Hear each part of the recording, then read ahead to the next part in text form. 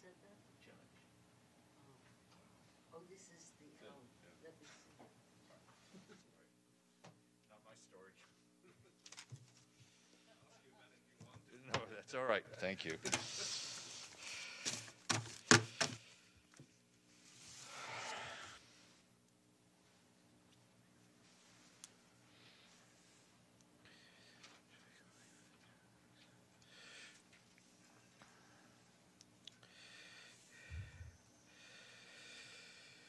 All right, good afternoon. Start with an update on Yemen because I know a lot of you have been asking. The ceasefire in Hodeidah entered into force today at midnight local time. The redeployment from the ports of Hodeidah, Salif, Ras Isa, and critical parts of the city associated with the humanitarian facilities shall be completed within 2 weeks after the ceasefire's entry into force.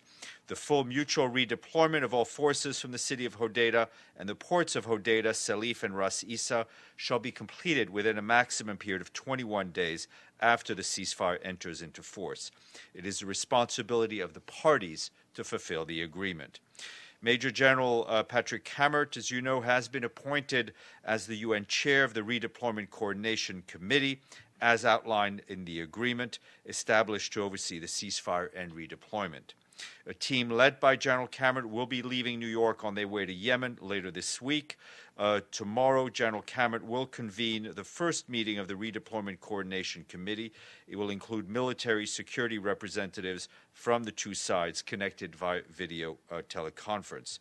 The UN is on the ground to operationalize support to the Yemen Red Sea Ports Corporation that is mentioned in the Hodeidah agreement. The Special Envoy for Syria, Stéphane de Mistura, held consultations with the foreign ministers of the Islamic Republic of Iran, Turkey, and the Russian Federation in Geneva today. The three foreign ministers offered the Special Envoy significant joint input regarding the Constitutional Committee. The Special Envoy, in close consultations with the Secretary General, believes there is an extra mile to go in the marathon efforts to ensure the necessary package for a credible, balanced, and inclusive Constitutional Committee, and for including a balanced chairing arrangements and a draft body and voting threshold to be established under the UN auspices in Vienna. The Special Envoy will further consult with the Secretary General in New York, and he will brief the Security Council on the 20th of December, which I believe is Thursday. There's a note to correspondence, and before you asked, yes, he will be doing a stakeout after briefing the Security Council. And also on the humanitarian front, our colleagues tell us that civilians in Syria continue to face a crisis of displacement, with over 1.5 million people displaced in the first 10 months of this year alone. Many civilians have been displaced multiple times over the 7 years of conflict. There are currently 6.1 million internally displaced people throughout the country. This includes 1.5 million internally displaced people living in Idlib Governorate in northeast Syria, many of whom were displaced following local agreements between government forces and armed groups.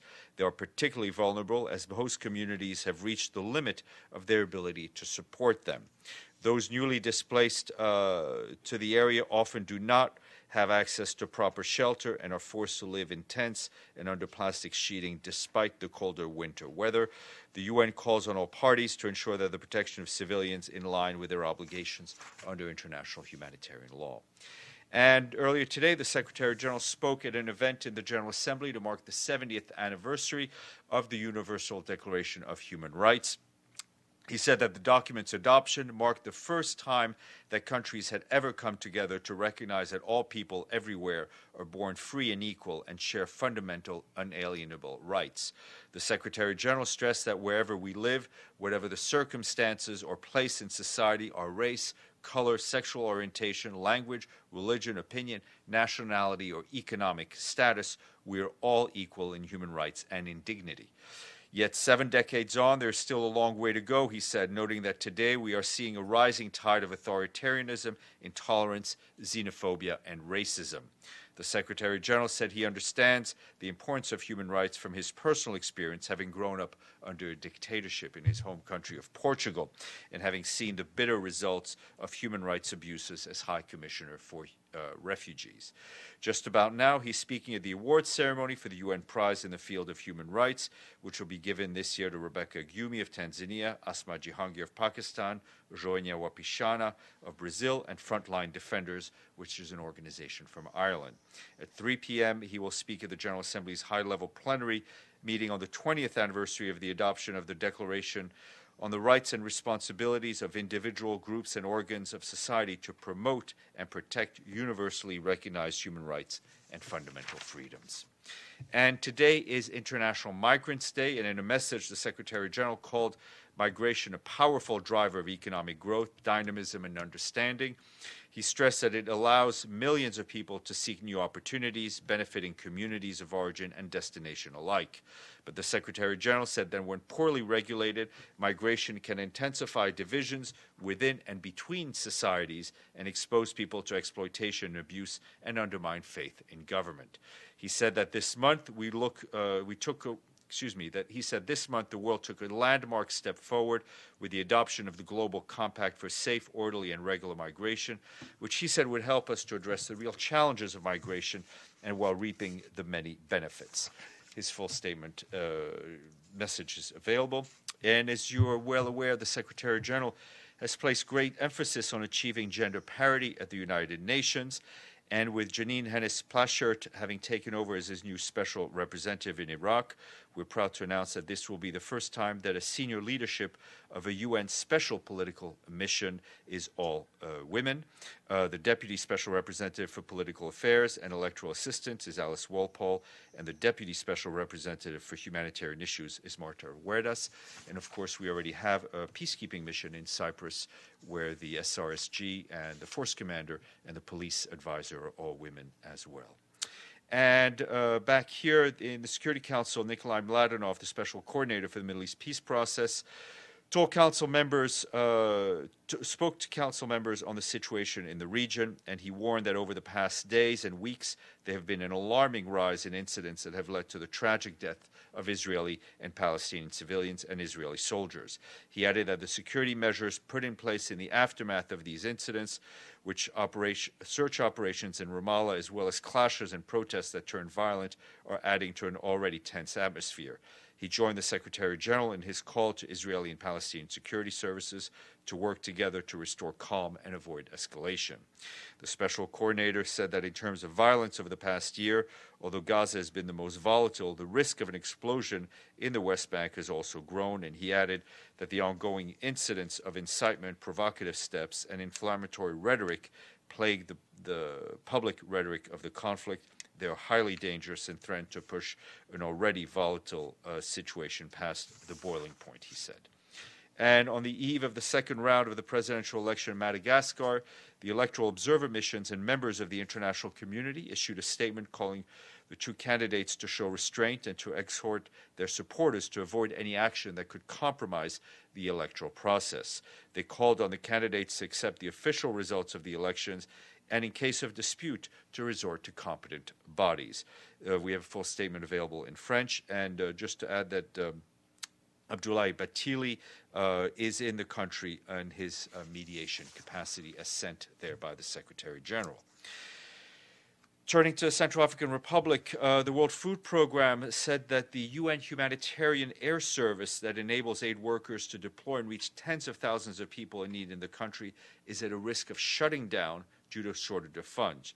The humanitarian air service, which depends entirely on the donations and the support of international donors to finance its operating costs, is in urgent need of $3 million to maintain its service for the next 3 months, or will be grounded after January if there is no immediate injection of funds.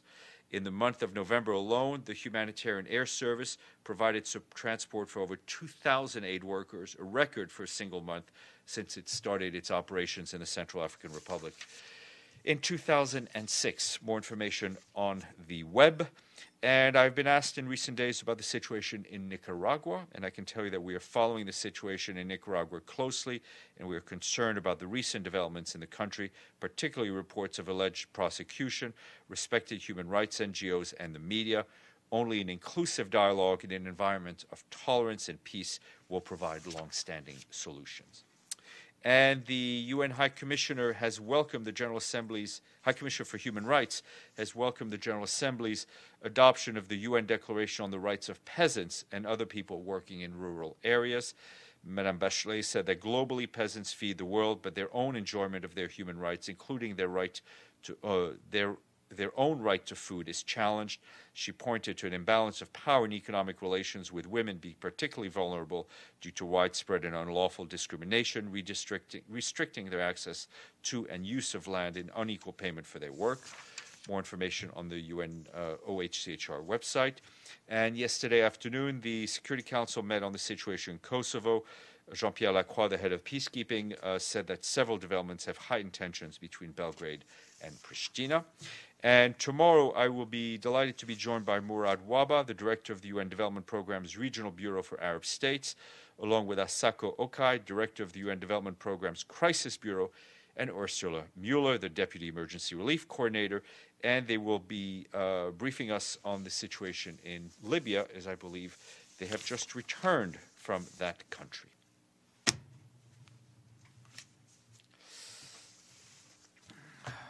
Question on Yemen and just a little bit more detail on the timelines of this.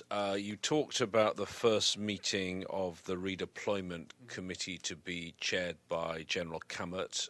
That is taking place where? Is that in New York? That will be taking place in New York. We are trying to get General Kammert to the region as soon as practicable. So our colleagues are working extremely hard on making those arrangements, and he and obviously on mobilizing a number of observers to monitor the ceasefire. So, in terms of that initial Patrick Kammert deployment, how many people will he be accompanied with? I'm assuming he's doing some sort of assessment of what. Yeah, I mean, we're trying to mobilize people. I'm not able to get into numbers right now. We're trying to get obviously sufficient number of people to be able to monitor the ceasefire in an effective form. And what I will add, I think, in terms of details I gave yesterday, is that the monitors will not be in uniform. One last question. All this work, I know, is to come up with a sort of, formal monitoring mechanism and details of how many people you need. The draft resolution before the Security Council, they may vote on, the current draft, has a date of the 31st of December for the Secretary-General to give the Security Council a detailed plan on the redeployment of forces and the monitoring. Is that sufficient time? Well, I can tell you that there is no one in this building who wants the diplomacy quickly more than the Secretary General. He is breathing down the throat of our colleagues to ensure that people are deployed quickly and as quickly as possible. Madame. Thank you, Stéphane. Another follow-up on Yemen. You might have already mentioned, I missed the beginning. Some media reports say that the ceasefire is holding. Some suggest violations. I was wondering if the UN had what I heard, I assessment. think, from Mr. Griffiths is that it was largely holding. I think there were some. We'd seen reports of some activity, military, some fighting activity just after the ceasefire. But I think it's not surprising that in this kind of conflict that things may happen after the ceasefire line. But from what I gather and from what I seem to remember Mr. Griffiths saying, that it is largely holding, and we would encourage the parties, all the parties involved, and those who have influence on the parties to ensure that the ceasefire holds. Another Yes. question on Syria.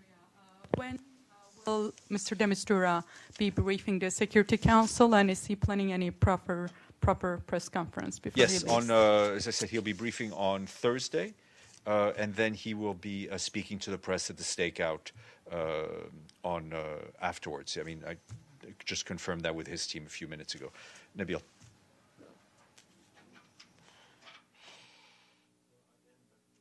Yemen. So what is the meeting tomorrow is going to be about? Is it the committee or is it General Kammert with both parties, Yemeni parties, or representatives from both sides, or what Yeah, kind he of will. meeting? Tomorrow he will speak by video conference. The first meeting of the Redeployment Coordination Committee. It will include military and security representatives from the two sides, connected via video conference. Should we expect any readout after the meeting? I would not expect one. Obviously, I think it's an extremely important first step, and it's to send the message to the parties that we are not only gearing up, but we're already operational in a sense. And another topic, the Middle East. Some members in the Security Council today reminded the SG that they expect a periodic written report on Resolution 2334. Is the SG planning to provide such a report on a periodic? Yeah, I mean, he has in the past, and I'm sure he will in the future. Yes. So on the same topic, on the in the Palestinian and Israeli problem, Secretary General has just in his speech just now appealed to both sides for peace and calm and so on and so forth. But what is happening is that both Egypt and Israel are strangulating the Gaza with the so-called embargoes on food and all the oil and everything else. Has the Secretary General been able to persuade the Israelis and the Egyptian authorities to release some of the things that I think much if needed? if you've watched the news, and I'm sure you have, Masoud, you will have seen that and know that Mr. Mladenov has been personally involved in ensuring that fuel goes in, and ensuring that as much aid as possible goes in. It's an issue, obviously, that involves Israel and Egypt, but also very much involves the political situation within the Palestinian leadership, and the need for a single Palestinian leadership under the Palestinian Authority. So in this case, both sides, between the Israelis and the Egyptian, they're both somehow coordinating efforts to strangulate Gaza. Why is that? I cannot speak for either the Israeli government nor the Egyptian government. Evelyn, you had a question. Hey, just to clarify what you said earlier, on Yemen, we don't know yet how many people will be, how many monitors there will be, and we don't know when they'll arrive. Well, we know they will arrive as soon as it's practicable. Yeah. Mr. Kammert will leave very soon, but as I said, he's not wasting any time, and tomorrow he will already chair the meeting. Oh, sorry, we'll go to still the first round. Yes. Your microphone, please. Yes, Stéphane, just on that point, the numbers, yes, we're unclear of, but as you said, the monitors will not be in uniform. That's correct. Yes, to Syria and Geneva and Stéphane de Mistura, I want to see if you can give me any more specifics on the one extra mile that they need to go. It seems that the three foreign ministers came in, particularly the Russians, with some fresh proposals from the Assad government and fresh names potentially for the list of civil society. Was Mr. de Mistura unhappy with that list? Was he proposing additional members? Can you confirm any of the detail? You know, what is clear is that we very much appreciate the intensive work done by the Astana guarantors in our effort to implement the final statement that was adopted in Sochi in 2018. The extra mile is in what Mr. de Mistura, I think, described as a marathon, is to ensure the necessary package for a credible, balanced, and inclusive constitutional committee, and for including a balanced chairing arrangement and drafting body and voting threshold to be established under UN auspices in Geneva. So this was an extremely important step forward, but discussions are continuing. And in terms of the extra mile going forward, the briefing to the, so he's seeing the SG tomorrow. The briefing to the Security Council is on Thursday. That takes us to the 20th of December.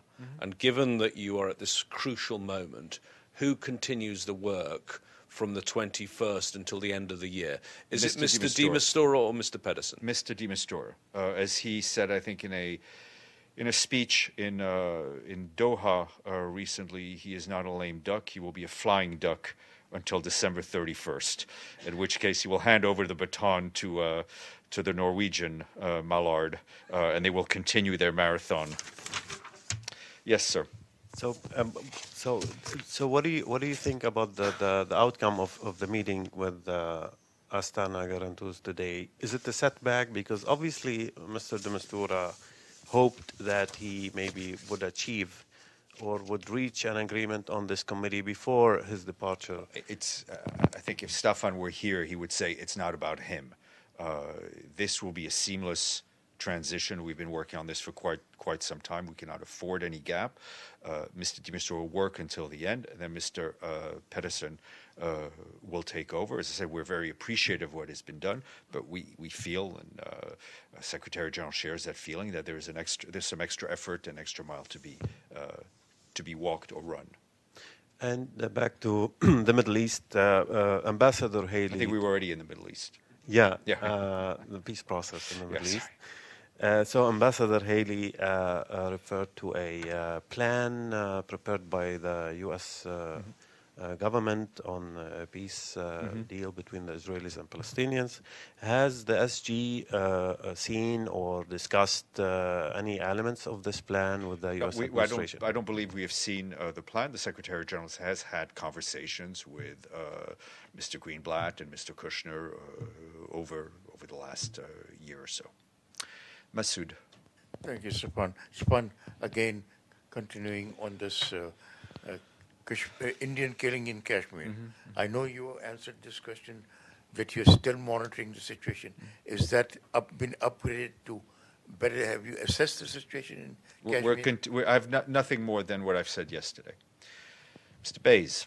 Yes, Central African Republic, you mentioned the UNHAS flights might have to stop. Could you just give us more information on what impact that would have? My understanding is that's getting personnel in and out. Yeah, I mean, or is it also carrying aid as well?